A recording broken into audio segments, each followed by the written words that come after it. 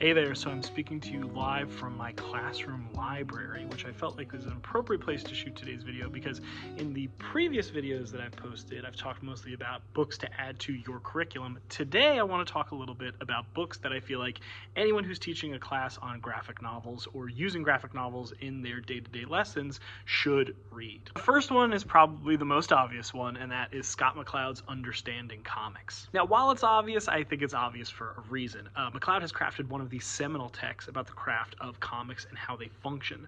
The first time I read this book, I'd been reading comics for about 20 years, and I was frankly humbled by how much new information and insight this book gave me into the art form of comics. I use this book as one of the core texts in the first unit of my graphic novels class.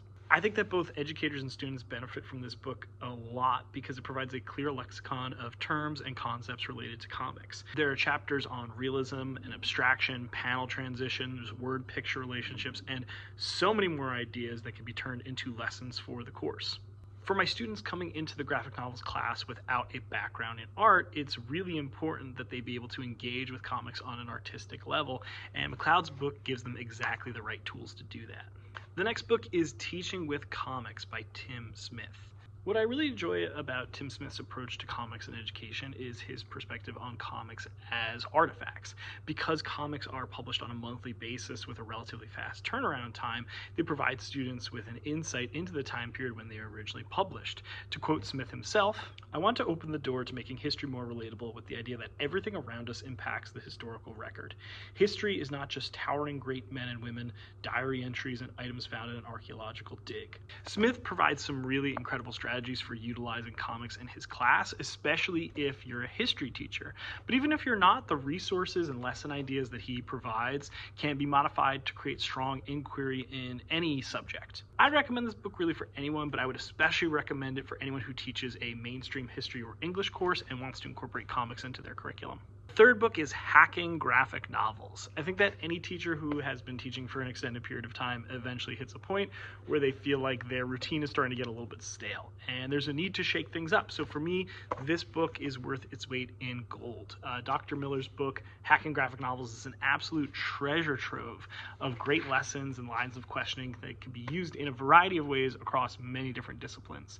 These lessons span a wide range of topics within the space of graphic novels, focused on making inferences based on visual information, using visuals to improve writing, and even lessons on the differences between a comic script to the finished product. There is so much here, and I can't stress enough how valuable this book has been for inspiration in developing my lesson plans. And number 4 is How to Read Nancy. Okay, now this book is for the real sickos only. How to Read Nancy is maybe the deepest dive into the minutia of comics formalism that I've ever seen. In this book, writers Paul Karasik and Mark Newgarden take one Nancy comic strip, just one, and dissect every conceivable aspect of it until they've analyzed 44 pages worth of elements of this comic. Analysis of things like the lettering, background elements, the staging of the characters, the facial expressions of the characters, the punctuation marks of the text. The value of this book for me as an educator is to truly understand just how many components of comics are worthy of analysis. This book will truly make you an expert on, as Scott McCloud puts it, the iconic nature of comics and the artistic choices that define what makes sequential art an art form worthy of academic study. So that's my list. If there's any books that you would recommend, share them in the comments below. If you want to know more about any of the lessons that I use these books for, I'll be making videos about how I use each one of these books in the future. So like and subscribe to keep up with any new videos that'll be uploaded to this channel.